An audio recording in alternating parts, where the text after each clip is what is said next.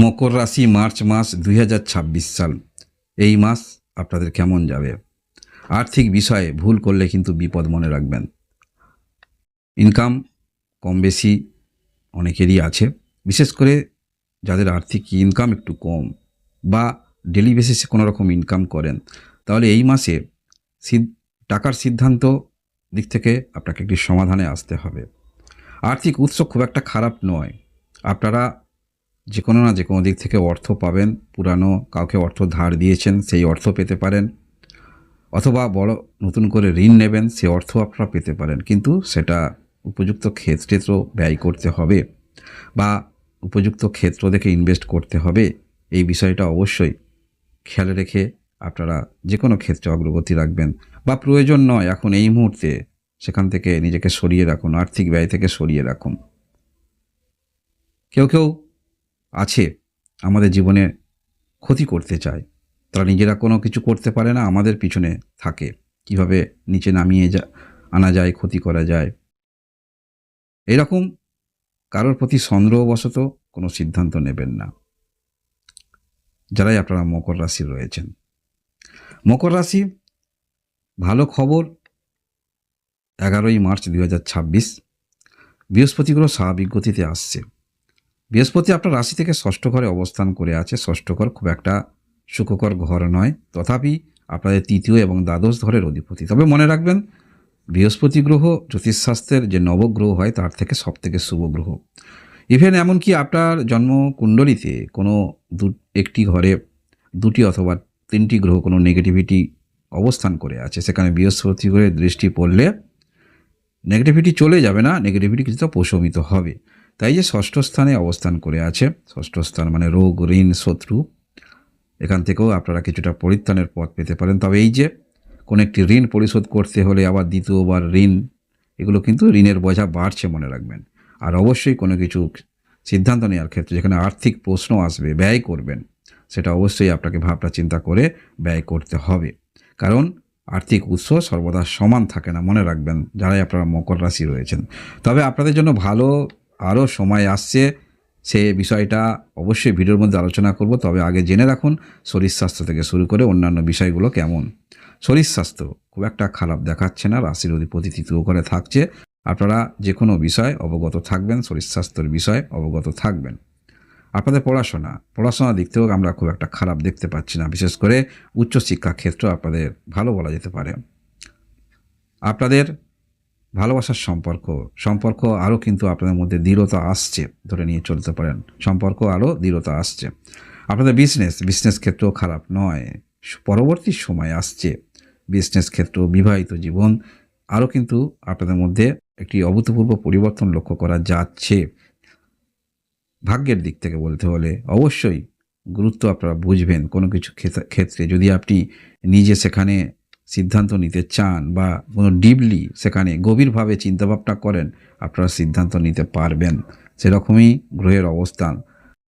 আর্থিক দিক থেকে আর্থিক যোগ কিন্তু ভালো। অর্থ যে কোনো দিক থেকে অর্থ থাকছে, কিন্তু সেটা কিভাবে রাখবেন বা কোথায় বিনিয়োগ করবেন সেটাও কিন্তু চিন্তার বিষয়, বা আকস্মিক অর্থ ব্যয় দিকেও আপনাকে কিন্তু নিজেকে সরিয়ে রাখতে হবে। যে বিষয়টা গুরুত্বপূর্ণ বিষয়, আপনার দিক থেকে একটি অভাবনীয় পরিবর্তন আসছে, তবে সেটা আসছে জুন মাসে। এই যে বৃহস্পতি গ্রহ এখন কোথায়? ষষ্ঠ ঘরে অবস্থান করে আছে, 11ই মার্চ স্বাভাবিক গতিতে আসছে। এই বৃহস্পতি গ্রহ জুন মাসের দিকে ঘর পরিবর্তন করে কোথায় অবস্থান করবে? আপনার রাশি থেকে সপ্তম ঘর। যখনই সপ্তম ঘরে প্রবেশ করবে, জানবেন বৃহস্পতি গ্রহ এখানে দ্বিগুণ ফলাফল দেবে। বৃহস্পতি গ্রহ এখানে উচ্চ। অন্যান্য যে ঘর আছে সেখানে বৃহস্পতি গ্রহ যা না পজিটিভ ফল দেবে, তার থেকে দ্বিগুণ ফলাফল আপনারা এই সপ্তম ঘরে যখন প্রবেশ করবে। তাই এই মুহূর্তে যারা কোনো রকম বড় ঋণ নেবেন ভাবছেন, কোনো কিছু করবেন ভাবছেন, চিন্তাভাবনা করতে পারেন, বা পারফেক্ট যদি পরিকল্পনা নিয়ে আপনারা করতে পারেন, সেখানে আরও ভালো ফলাফল পাবেন পরবর্তী ক্ষেত্রে। সপ্তম ঘরে বৃহস্পতি গ্রহ থাকা এবং পাওয়ারফুল অবস্থায় থাকা, সরাসরি দৃষ্টি আপনার রাশিতে, তাই বুঝতেই পারছেন বৃহস্পতি গ্রহের পজিটিভ এনার্জির দৃষ্টি যখন আপনার মধ্যে থাকবে, কোনটা আপনার ক্ষেত্রে ভুল হবে, কোনটা আপনার ক্ষেত্রে ঠিক হবে, সেটা আরও পারফেক্ট সিদ্ধান্ত নিতে পারবেন। তার জন্য একটু অপেক্ষা করতে হবে। এই মাসে যদি গভীরভাবে চিন্তাভাবনা করেন, ক্যারিয়ারের দিক থেকে আপনারা সঠিক সিদ্ধান্তে আসতে পারবেন। এবং আপনারা যারা সোশ্যাল মিডিয়ায় যুক্ত রয়েছেন, এই সমস্ত কিছু একটি বিষয় বা কোনো ক্রিয়েটিভিটি আপনার মধ্যে আছে, সেই বিষয়ে অ্যাক্টিভিটি দেখিয়ে আপনি কিন্তু ওপরের সারিতে আসতে পারেন। গ্রহগত যে অবস্থান দেখা যাচ্ছে, বাধা দূর হবে, কিছু ক্ষেত্রে বাধা দূর হবে। যারা কোথাও যোগাযোগ রেখেছেন, হচ্ছে না, সেই বাধা দূর হতে পারে। কর্মক্ষেত্রের মধ্যে চ্যালেঞ্জ কিন্তু আসবে, প্রতিযোগিতামূলক ক্ষেত্রে আপনাকে পড়তে হতে পারে, এরম ক্ষেত্রে আমরা দেখতে পাবো। এই যে এই মাসে আপনার দ্বিতীয় ঘরে রাহু গ্রহ এখানে অবস্থান করে আছে, রবি গ্রহ থাকবে, বুধ গ্রহ থাকবে, মঙ্গল গ্রহ থাকবে। তবে রবি এখানে 15 তারিখ পর্যন্ত থাকবে, এরপরে ঘর পরিবর্তন করে আপনার তৃতীয় রাশি থেকে তৃতীয় ঘরে প্রবেশ করবে।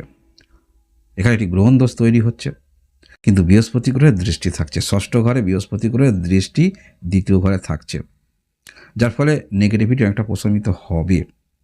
তবুও কথাবার্তা যেগুলি বলবেন সেগুলি একটু ভেবেচিন্তে নিয়ন্ত্রণ করে বলার চেষ্টা রাখবেন। কারণ আপনার মধ্যে মকর রাশি, এদের মধ্যে বেশিরভাগটা বা গ্রহগত এখন অবস্থান আছে, কোনো কিছু চেপে কথা বলার প্রবণতা থাকবে না।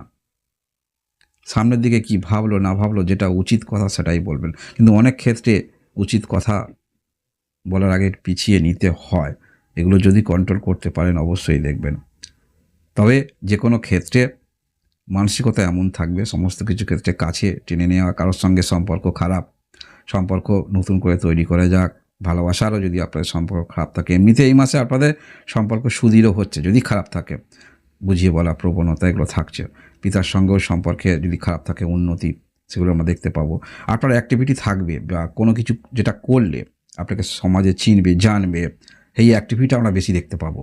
সেটা হতে পারে কোনো শিল্পকলার মাধ্যমে অ্যাক্টিভিটি, সেটা হতে পারে কোনো কাজকর্মের মাধ্যমে অ্যাক্টিভিটি, যে কোনো একটা অ্যাক্টিভিটি করতে দেখা যাবে যাতে সবাই আপনাকে চেনে জানে।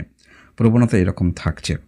দ্বিতীয় ঘরে রাহু অবস্থান করে থাকবে, এই বিষয়টা অবশ্য আপনাকে বললাম, কথাবার্তা একটু নিয়ন্ত্রণ রাখবেন, যেটা প্রয়োজন সেই অনুসারে বলবেন। হয়তো কারোর সঙ্গে বেশি ডিসকাস করতে যাবেন না।